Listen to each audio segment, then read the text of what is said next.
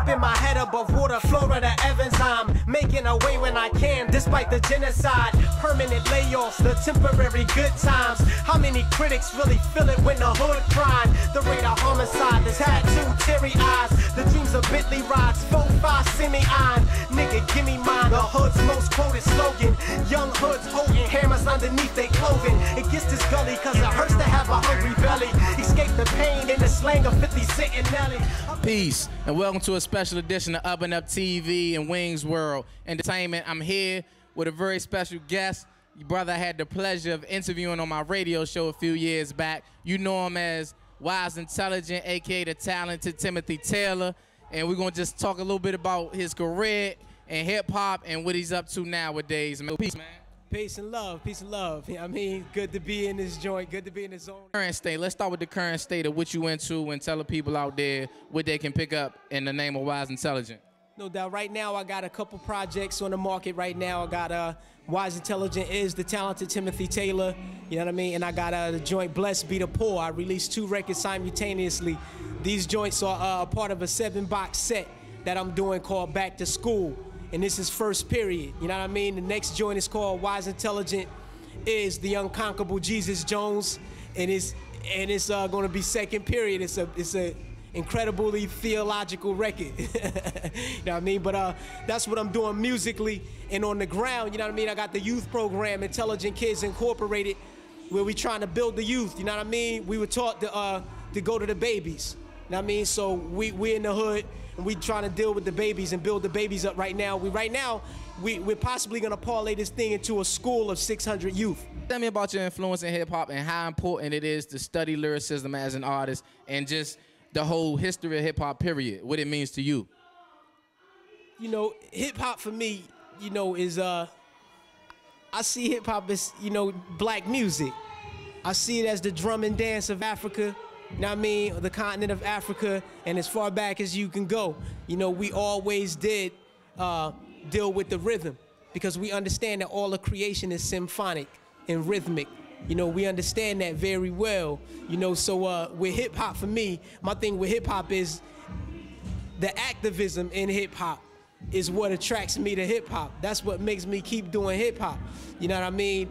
Because I believe that activism is the unseen element. Therefore, it's naturally overlooked.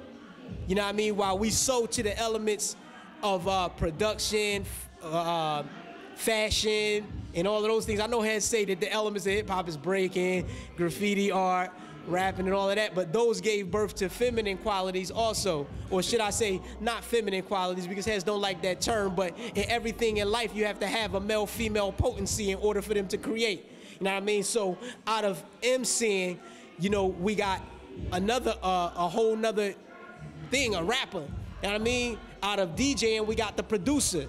You know what I mean? And these weaker but necessary qualities that came out of the original elements, they're necessary, but they're weaker. You know what I mean? But they bring finance. So we started focusing on these weaker elements because they were bringing in material things that we needed in order to survive, you know what I mean? But so we overlooked the activism. When we look at hip hop and we go back, you know, Africa Bambaataa with the Black Spades, he was a banger. You know what I mean? Bambaataa was a banger in New York, but he used hip hop to motivate the youth towards positive attitudes and lifestyles. You know what I mean? So hip hop started out as a social movement, if you will. You know what I mean? A youth movement to elevate the youth to another level consciously. You know what I mean? So that's where I come in with hip hop. You know what I mean? That's how I see it. You know, I see it like we saw the drums in Africa. The drum could send a message. We called it the talking drum. You know what I mean? But nowadays the drums are not talking. They just for dance. Back in the day, I seen you on the Rhyme and Reason documentary.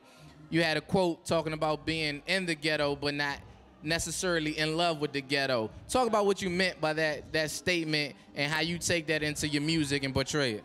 What I meant was we as individuals and the community have to rise above our conditionings. You know what I mean? And all of these titles and labels and definitions and distinctions that we have are all conditionings that were imposed on us exteriorly. You know what I mean? We have to start looking inside of ourselves for what's really real. You know what I mean? And you gotta think about it. When a black kid put 20-inch rims on his car, candy paint, and you know what I mean, leopard skin interior or whatever he might have in his joint, they say that's ghetto. They say that's hood. You know what I mean? But when a white kid do the same thing, they call it a muscle car or a classic monster truck or something. You know what I mean? So why do we degrade everything that we do? You know what I mean? Why when we soup up a car, an old car, it's not a classic. When they soup up the old car, it's a classic muscle car. I mean, we have to get past the conditions because it's all bullshit. You know what I mean? Literally, you know what I mean? So that's what I meant. I mean, rise above your conditions, man. I mean, everything, the definitions that you've been given cannot explain the entire reality. You know, definitions are used to explain an aspect of reality, but these definitions, distinctions, names, titles, they can never explain the complete reality. It's a lack of understanding the full and complete reality. You know what I mean? So we're caught up in the distinction. So my thing is with, you know, being in the ghetto but not of the ghetto is understanding who I really am. Really having complete and total knowledge of yourself. Understanding that you are God. Understanding that that's what Big Brother Jesus was trying to tell us. You know what I mean? That's why he said the kingdom of God is within you. It's always a pleasure, man, seeing we're wise, intelligent.